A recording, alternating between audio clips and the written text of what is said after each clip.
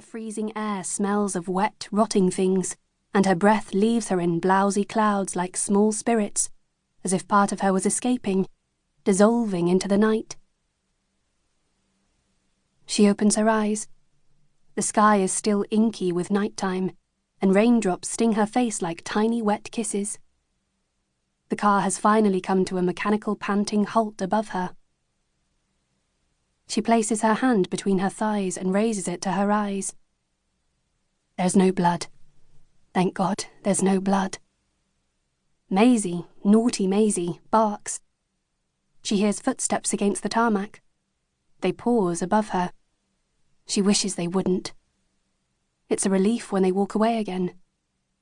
Pre-dawn silence seems to cover her, tucking her into her new bed.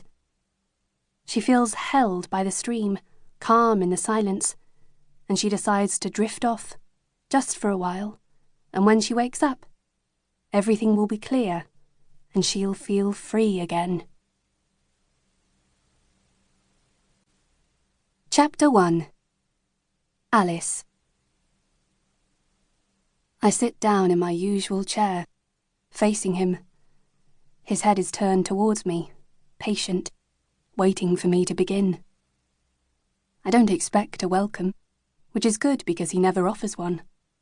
He just waits, professional, for me to start talking, which eventually I always do.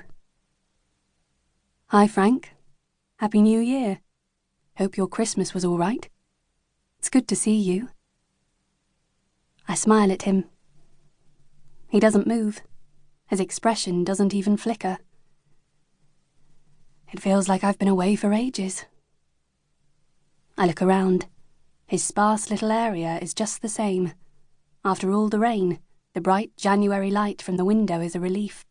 It catches dust motes floating in the air. Our Christmas was quite fun. Remember I told you David and I went to the New Forest to see my folks? Claire's moved my mum and dad into the barn they converted, so now her, Martin and the kids have the old house. I thought I wouldn't mind, but it was pretty weird. The house we grew up in, but with someone else's stuff. Anyway, David thought my folks seemed pleased with the setup, and that's the most important thing, of course. The plan had been hatched and carefully executed by my sister, Claire. Younger than me by just 18 months, Claire decreed it was ridiculous our parents were rattling around in the 4-bedroomed Georgian house we grew up in when she and her family were squeezed into a 3-bed rental. An annex conversion was designed by my architect husband, David, and hastily constructed in just 6 months from the old black-stained barn. My parents gathered up their bird books, their mugs, and the old oak table that still has Alice Taylor engraved with a protractor on the long edge, and, in their usual quiet way, shuffled across the drive to their new home. Claire hired a skip for everything else. Frank waits for me to start talking to him again. I shift in my seat. The kids were sweet. Harry, Claire's 5-year-old, had head lice recently and realised my name spells A-lice, so he called me Auntie Lice or A-lice all Christmas. David thought it was hilarious.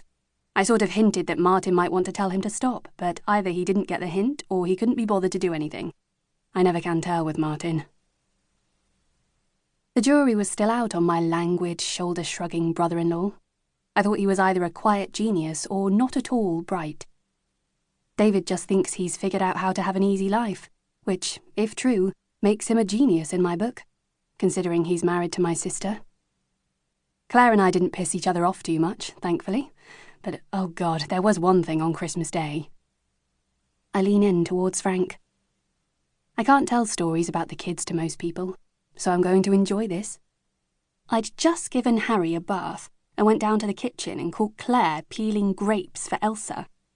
Peeling grapes, for God's sake. I mean, I get it for a baby, but a 3-year-old? I think Claire knew what I was thinking and immediately said Elsa wouldn't eat them with the skin on. David came in, though, thank God, and stopped me from having a go at her. This last bit wasn't strictly true. David's presence stopped a full-blown argument erupting, but I hadn't been able to stop myself from muttering, "You were wrapped around her finger," at the sight of Claire bowed over their new kitchen table, chipping away at the grape skin with her nail, while Elsa had sat in her booster seat.